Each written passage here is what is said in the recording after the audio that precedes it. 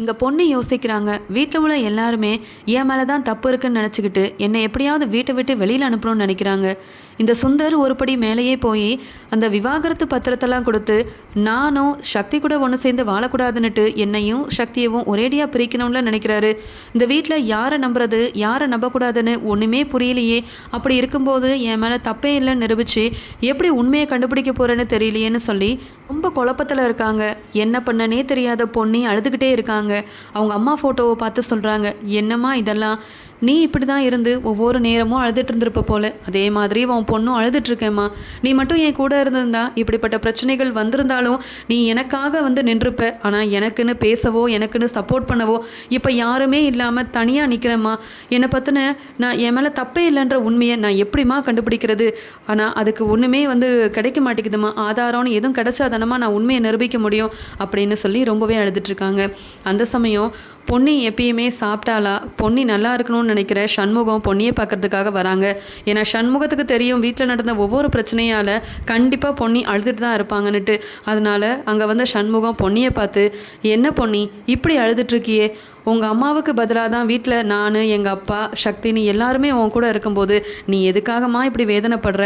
ஏற்கனவே ஒழுங்காக சாப்பிட மாட்டேங்கிற, வெளியில் வேலைக்கு போகிற. அப்படி இருக்கும்போது இந்த விஷயத்தெல்லாம் நீ பெருசாகவே எடுத்துக்காத. நான் சுந்தர் மாமா கிட்ட சொல்லியிருக்கேன், இன்னொரு தடவை இப்படி ஏதாவது ஒன்னையும் சக்தியும் பிரிக்க அவர் ஏதாவது திட்டம் போட்டார்னு வையேன், நானே அவரை சும்மா விட மாட்டேம்மா. நீ இதை பற்றிலாம் யோசிச்சு அழாதம்மா, நாங்கள் இருக்கோம்ல அப்படின்னு சொல்லி ஆறுதலாக பேசுகிறாரு சண்முகம்.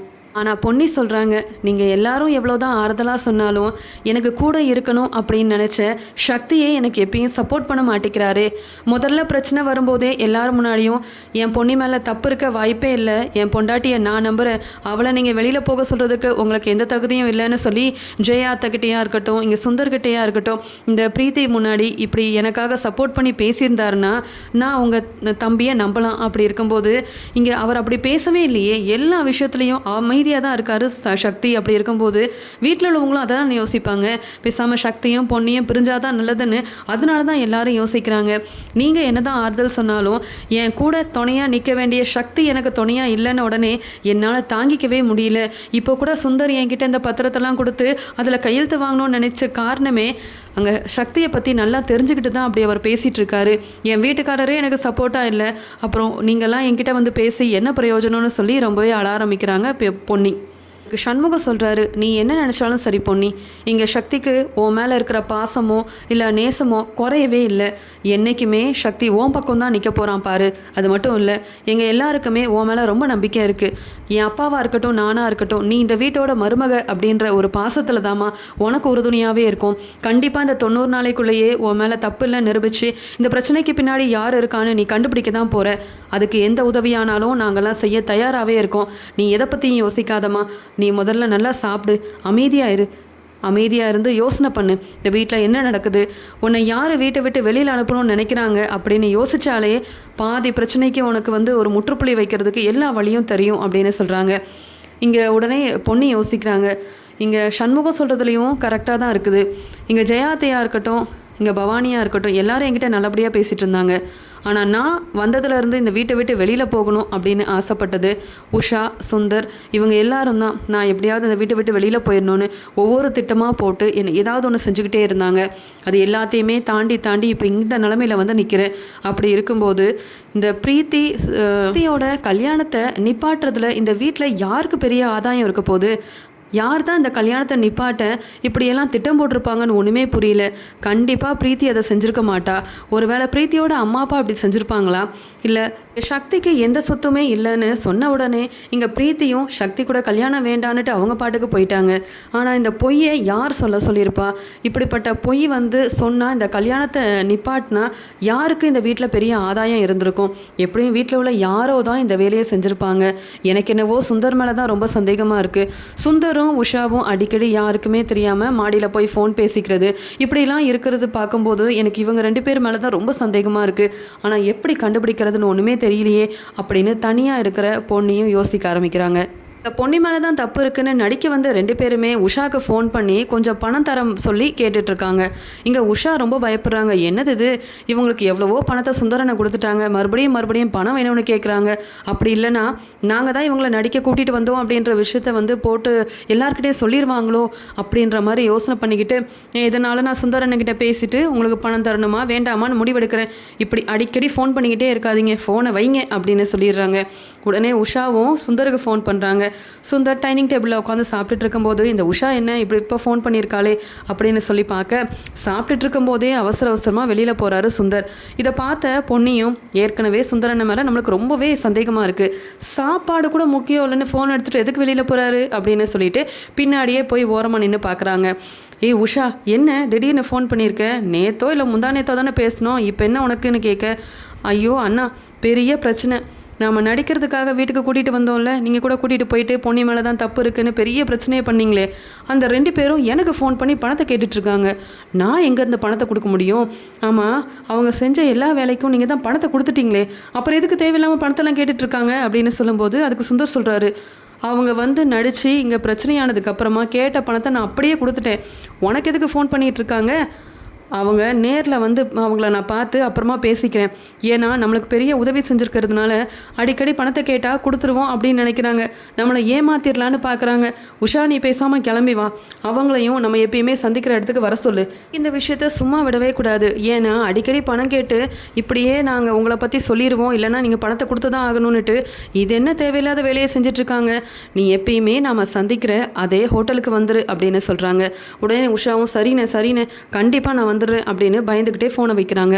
இது எல்லாத்தையுமே பொன்னி கவனிச்சது மட்டும் இல்லாமல் பொன்னி யோசிக்கிறாங்க, அப்போ உஷாவும் சுந்தரும் அடிக்கடி சந்திச்சுக்கிறாங்க, ஏதோ ஒரு முக்கியமான விஷயத்தை பற்றி அப்போ பேசிக்கிறாங்க போல், யாரையோ சுந்தர் பார்க்க போகிறதா வேற பேசியிருக்காரு, கண்டிப்பாக பின்தொடர்ந்து போகணும், ஏன்னா இங்கே சுந்தர் மூலமாக தான் பல உண்மைகள் நம்மளுக்கு தெரிய வரப்போகுது அப்படின்னு யோசனை பண்ண பொன்னியும் உண்மையை கண்டுபிடிக்கிறதுக்காக தயாராகிறாங்க. அது மட்டும் இல்லாமல் சுந்தர் சாப்பாடு கூட வேண்டான்னு சொல்லிட்டு அப்படியே இங்கே பவானிக்கிட்ட எனக்கு வெளியில் முக்கியமான வேலை இருக்குது நான் கிளம்புறேன் அப்படின்னு சொல்கிறாங்க. அதுக்கு உடனே ஜெயாவும் என்ன மாப்பிள்ள சாப்பிட்டுட்டு இருக்கும்போது நீங்கள் பாட்டுக்கு எந்திரிச்சு போகிறீங்க, இதெல்லாம் சரியில்லையே அப்படின்னு சொல்ல, அத்தை எனக்கு வெளியில் முக்கியமான ஒருத்தரை பார்க்க வேண்டியது இருக்கு அத்தை, அதனால தான் சாப்பிட்டு போகலான்னு தான் ஆசைப்பட்டேன், வெளியில் வேலை இருக்கே, உங்களுக்காகவும் வீட்டுக்காகவும் நான் தானே நல்லா வேலை செஞ்சிட்ருக்கேன், பொறுப்பாகவும் நடந்துக்கிறேன், அதனால தான் கிளம்புறேன் அத்தை அப்படின்னு சொல்லிட்டு வெளியில் கிளம்பிடுறாரு. இதை பார்க்கும்போது பொன்னிக்கு தோணுது, ஏதோ ஒரு உண்மையை வீட்டில் உள்ள எல்லார்கிட்டையுமே மறைச்சிருக்காரு சுந்தர், அது தெரிஞ்சிடக்கூடாதுன்னு பொய் சொல்லிட்டு சாப்பாடு கூட முக்கியம் இல்லைன்னுட்டு இங்கே வீட்டிலேருந்து கிளம்பி போகிறார்ல, இன்றைக்கி தெரிஞ்சிடும் யார் எந்த உண்மையை மறைச்சிருக்காங்கன்னுட்டு அப்படின்னு சொல்லிட்டு பொன்னி சந்திரசேகர் கிட்ட, மாமா நான் வெளியில் போயிட்டு வரேன் மாமா, கோயிலுக்கு போயிட்டு அப்படியே வேலைக்கும் போயிட்டு வந்துடுறேன், வீட்லேயே எவ்வளோ நேரம் தான் நான் அமைதியாக ஓரமாகவே ஒதுங்கி இருக்க முடியும் அப்படின்னு சொல்ல, இந்த வேலைக்கும் போக வேண்டான்னு சொன்னால் கேட்க மாட்டேங்கிறம்மா, ஆனால் என்னைக்காக இருந்தாலும் இந்த வேலை தான் கை கொடுக்கணும்னு சொல்லி பேசிகிட்ருக்கேன், உனக்கு என்ன பிடிக்கும் அதை செய் பொன்னி, என்னதாக இருந்தாலும் சீக்கிரமாக உண்மையை நிரூபிக்கணுமா அப்படின்னு சொல்கிறாரு. அதை நான் பார்த்துக்கிறேன் மாமா, நான் கிளம்புறேன்னு சொல்லிட்டு பொன்னி வெளியில் கிளம்புறாங்க. இதை பார்த்த ஜெயாவும், பார்த்தீங்களாங்க நீங்கள் சொல்கிறீங்க வெளியில் போக வேண்டான்னு, அவள் ஏதாவது காது கொடுத்து கேட்குறாளா, அவள் இஷ்டத்துக்கு தான் செஞ்சிட்ருக்கா, இப்படிப்பட்ட இப்படி ஒரு மருமக நம்மளுக்கு கிடைப்பான்னு நான்லாம் யோசிக்கவே இல்லை, என் பையனோட வாழ்க்கை இப்படி ஆயிடுச்சேன்னு ஒரு பக்கம் எனக்கு ரொம்பவே யோசனையாக இருக்குங்க அப்படின்னு சொல்லிட்டு இருக்காங்க. இங்கே பின்னாடியே போன பொன்னியும் சுந்தர் எங்கே போகிறாரு அப்படின்னு சொல்லி ஒரு ஆட்டோவில் பின்தொடர்ந்து போகிறாங்க. அங்கே சுந்தரும் ஒரு ஹோட்டலுக்குள்ளே போகிறாரு. அங்கே ஹோட்டலில் ஏற்கனவே உஷா சுந்தர் வருவாருன்னு காத்துட்ருக்காங்க. இங்கே உஷாவும் சுந்தரும் உள்ளே உட்காந்து ரொம்ப நேரமாக பேசிகிட்டு இருக்காங்க.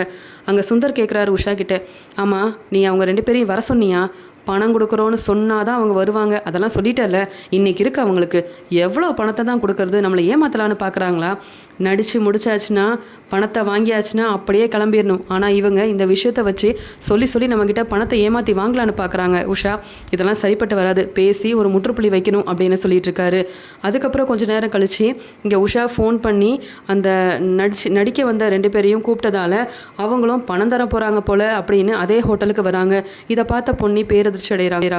நம்ம வீட்டுக்கு வந்த அந்த 2 பேர் தானே இவங்க, ஏனோ இவங்களை நான் தான் நடிக்க கூப்பிட்டேன், நான் தான் பொய் சொல்ல வச்சேன்னு, என் மேலே தான் தப்பு இருக்குன்னு சொன்ன இவங்க 2 பேரும் எதுக்காக உஷாவையும் சுந்தரியும் பார்க்கறதுக்காக வந்திருக்காங்கன்னு ஒன்றுமே புரியலையே அப்படின்னு மெதுவாக ஹோட்டலுக்குள்ளே போயிட்டு அங்கே பின்னாடியே உட்காந்து என்ன பேசுகிறாங்கன்னு கவனிக்க இங்கே சுந்தரம் ரொம்பவே கோவமாக நடிக்க வந்து அவங்கக்கிட்ட என்ன விஷயம், எதுக்காக உஷாக்கு ஃபோன் பண்ணி பணத்தை கேட்டீங்க, தர வேண்டிய பணத்தெல்லாம் நான் தான் முழுசாக கொடுத்துட்டேனே, எவ்வளோ தான் பணத்தை கொடுக்கறது, இந்த ஒரே முறை தான் நீங்கள் கேட்ட பணத்தை இப்போ வாங்கிக்கோங்க, ஆனால் இதுக்கு மேலே ஃபோன் பண்ணிங்கன்னா அப்புறம் நானே பெரிய முடிவெடுக்க வேண்டியதாக போயிடும்னு சொல்ல அதுக்கு அங்கே வந்தவங்களும் நீங்கள் நடிக்க சொன்னீங்க, தப்பே செய்யாத பொன்னி மேலே தான் தப்பு இருக்குன்னு பொய் சொல்ல சொன்னீங்க, எல்லாத்தையும் நாங்கள் செஞ்சோம், அந்த சக்திக்கு நல்லபடியாக கல்யாணம் நடக்கக்கூடாதுன்னு எங்களை பொய் சொல்ல சொன்னீங்க, எல்லார் முன்னாடியும் பொய் சொல்லி அந்த கல்யாணத்தையும் நிப்பாட்டணும், நீங்கள் சொன்ன மாதிரி எல்லா வேலையவும் எவ்வளோ அழகாக செஞ்சுருக்கோம், அப்போ நாங்கள் கேட்ட பணத்தெல்லாம் நீங்கள் தந்துதானே ஆகணும், இப்போ நான் அதே வீட்டுக்கு போய் உங்கள் மாமியார்கிட்ட இதெல்லாம் செய்ய சொன்னது உங்கள் மருமகன் தான் சுந்தர் தான் அப்படின்னு சொன்னேன்னா உங்களை சும்மா விடுவாங்களா, இல்லை அதுக்காகவாது இந்த பணத்தை தந்து தான் ஆகணும் அப்படின்னு சொல்ல இங்கே சுந்தர் ரொம்பவே பயந்து போயிடுறாரு. என்ன நம்மகிட்டயே பணத்தை கேட்டு இப்படிலாம் பேசுகிறாங்களே அப்படின்ற மாதிரி பார்த்துக்கிட்டே இருக்காரு சுந்தரும் உஷா. உடனே உஷா, அண்ணே பார்த்தீங்களா இவங்க 2 பேரும் நம்மளை விட பெரிய ஆளாக இருக்காங்க, நாம் செய்ய சொன்னதை சொல்லி காட்டி நம்மக்கிட்டேயே பணத்தை கேட்குறாங்க, அப்படி நம்ம பணம் தரலனா இந்த விஷயம் எல்லாமே இங்கே ஜெயாத்த காதுக்கு வரைக்கும் போயிருமாமா, அண்ணே பேசாமல் பணத்தை கொடுத்துருங்கண்ணே, உங்களால் நீங்கள் செஞ்ச இந்த வேலையால் நானும் வசமாக மாட்டிப்பேனே அப்படின்னு சொல்ல வேறு வழி இல்லை, பணத்தை தந்து தான் ஆகணும் போல் அப்படின்னு அவங்க கேட்ட மாதிரியே பணத்தெல்லாம் எடுத்து கொடுத்துட்டு அங்கேருந்து உஷாவும் சுந்தரம் கிளம்பிடுறாங்க. இது எல்லாத்தையுமே பார்த்த பொன்னியும் அப்போ இவங்களை வர வச்சது உஷாவும் சுந்தரம், பொய் சொல்லி பெரிய என் மேலே தப்பு இருக்குன்னு பெரிய பிரச்சனை பண்ணது இந்த சுந்தர் தான், இன்றைக்கி நான் சுந்தரை விட போகிறதில்ல அப்படின்னு இது எல்லாத்தையுமே உஷா சுந்தர் அந்த நடிக்க வந்த 2 பேரும் நட்டு இவங்க எல்லாரையுமே வீடியோ ஆதாரத்தோடு எடுத்துக்கிறாங்க.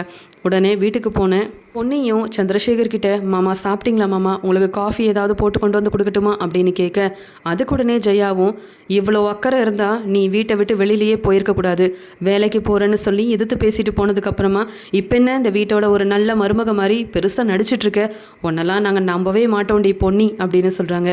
அதுக்கு உடனே பொன்னியும், ஆமாம் தப்பு செய்யாத என்ன நீங்கள் நம்ப மாட்டீங்க, எல்லா தப்பையும் செஞ்சிட்ருக்க உங்கள் மாப்பிள்ளை சுந்தரை ரொம்பவே நம்பிட்டுருக்கீங்க அப்படின்னு சொல்ல, என் மாப்பிள்ளையை பற்றி பேச உனக்கு என்ன உரிமை இருக்குது, இல்லை என்னதான் தகுதி இருக்குன்னு கேட்க எனக்கு மட்டும்தான் உரிமையும் தகுதியும் இருக்குது, ஏன்னா உண்மையை கண்டுபிடிச்சது நானும் ஆச்சேன்னு சொல்ல வீட்டில் உள்ள எல்லாரும் பொன்னி எப்படி சொன்னதை கேட்டு ஆச்சரியப்படுறாங்க, பேரதிர்ச்சி அடைகிறாங்க.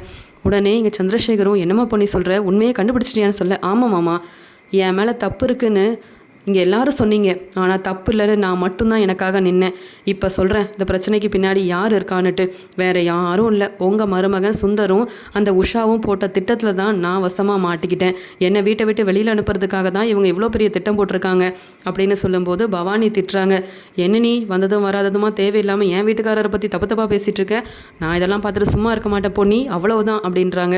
பவானி அக்கா நான் சொன்னால் நீங்கள் நம்ப மாட்டீங்கன்னு தெரியும், ஆதாரத்தோடு காட்டுறேன் அப்படின்னு சொல்ல வீட்டில் பிரீத்தி சக்தி சந்திரசேகர்னு எல்லாருமே பார்த்துட்ருக்க இங்கே உஷாவும் சுந்தரும் அங்கே அந்த பொய் சொல்ல வந்த 2 பேர்கிட்ட போய் பேசினதாக இருக்கட்டும், அங்கே ஹோட்டலில் வச்சு பணம் கொடுத்தது எல்லாத்தையுமே ஆதாரத்தோடு காட்டுறாங்க.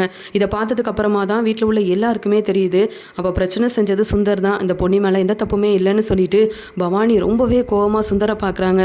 இங்கே சந்திரசேகரும், பாத்தியா உன் மாப்பிள்ளை என்ன செஞ்சு வச்சுருக்காருன்னுட்டு, ஹோட்டலில் போய் பணத்தெல்லாம் கொடுத்து உண்மையை அவங்க மூலமாக வந்துடக்கூடாது, வெளியில் யாருக்கும் தெரிஞ்சிடக்கூடாதுன்னு என்ன பெரிய வேலையெல்லாம் செஞ்சு வச்சுருக்காரு, ஆனால் உன் மாப்பிள்ளை தான் நல்லவர்னு தலையில் தூக்கி வச்சு கொண்டாடினேன். அந்த உஷாவும் இங்கே சுந்தரும் என்னெல்லாம் செஞ்சுருக்காங்கன்னு பார்த்தியா, இப்போ பொன்னி மேலே தப்பே இல்லைன்னு தெரிஞ்சு போச்சுல, ஜெயா நீ பேசாமல் பொன்னிக்கிட்ட மன்னிப்பு கேளு, ஏன்னா நீ பொன்னியை அப்படி பேச்சு பேசியிருக்க, ஏதோ பொன்னியாக இருக்க எல்லாத்தையும் பொறுமையாக பொறுத்துக்கிட்டா, ஆனால் இதே பொன்னி இடத்துல நான் இருந்திருந்தேன்னு வையேன் வேறு மாதிரி செஞ்சுருப்பேன், அதனால் ஒழுங்காக பொன்னிக்கிட்ட மன்னிப்பு கேளுங்கன்னு சொல்ல அதுக்கு சக்தியும், எதுக்கு மன்னிப்பு கேட்கணும், தப்பு செஞ்ச யாரும் இந்த வீட்டில் இருக்கவே கூடாது, அது மாமாவாக இருந்தாலும் சரி பொன்னியாக இருந்தாலும் சரி, பொன்னி மேலே தப்பு இல்லைன்னு நிரூபணம் ஆயிடுச்சுல, பொன்னி நிரூபிச்சிட்டாலா இல்லையா, இப்போ மாமாவை வீட்டை விட்டு வெளியில் அனுப்புங்க அப்படின்னு சொல்ல அப்போ தான் பிரீத்திக்கு தெரியுது அப்போ நானும் சக்தியும் ஒன்று சேரக்கூடாதுன்னு கல்யாணத்தை நிப்பாட்டினது இந்த உஷாவும் சுந்தரம் தான். ஆனால் இவங்கெல்லாம் நல்லவங்கன்னுட்டு இத்தனை நாள் இவங்ககிட்ட தான் நான் பேசிகிட்டு இருந்தேன், இவங்க மூலமாக தான் பொன்னியை வீட்டை விட்டே வெளியில் அனுப்பணும்னு நினச்சேன், ஆனால் பொன்னி உண்மையை கண்டுபிடிச்சதுக்கு அப்புறமா தான் தெரியுது இங்கே தப்பு செஞ்சது எல்லாமே இந்த சுந்தர்னு, இப்படி என்னை நம்ப வச்சு ஏமாத்திட்டாரே இந்த சுந்தர் அப்படின்னு சொல்லி பிரீத்தியும் சுந்தர் மேலே ரொம்ப கோவப்படுறாங்க. சுந்தர் மட்டும் இப்படி செய்யாமல் இருந்திருந்தா என் வாழ்க்கையில் இந்த பொன்னி வந்திருக்கவே மாட்டா, நானும் சக்தி கூட சந்தோஷமாக வாழ்ந்திருப்பேன், இப்படி என் வாழ்க்கையை ஒன்றும் இல்லாமல் செஞ்சுட்டாரே இந்த சுந்தர்னு கோவப்படுறாங்க. உடனே பொன்னியும் சுந்தர்கிட்ட, நான் தான் சொன்னேனே 90 நாளைக்குள்ளே என் மேலே தப்பே இல்லைன்னு நிரூபிச்சு இந்த பிரச்சனைக்கு பின்னாடி யார் இருக்காங்களோ கண்டுபிடிப்பேன்னுட்டு, பார்த்தீங்கல்ல உண்மையை நிரூபிச்சிட்டேன், என் மேலே தப்பே இல்லைன்னு எல்லாத்துக்கும் தெரிய வந்துருச்சு, நீங்கள் தானே இவ்வளோ பெரிய பொய்யெல்லாம் சொல்லி வீட்டில் இவ்வளோ பெரிய பிரச்சனையை உண்டு பண்ணது. அதான் எல்லாருக்கும் உண்மை தெரிஞ்சு போச்சுல. இப்போ நீங்கள் இந்த வீட்டில் இருக்கக்கூடாது, வெளியில் போங்க. ஏன்னா நான் இந்த வீட்டோட மருமக, இனி எனக்கு எல்லா உரிமையும் இருக்குது. வெளியில் போகிறீங்களா இல்லையா அப்படின்னு சுந்தர்கிட்ட ரொம்ப கோபமாக பொன்னி சொல்ல பதில் பேச முடியாமல் தலை குனிஞ்சு நிற்கிறாரு சுந்தர்.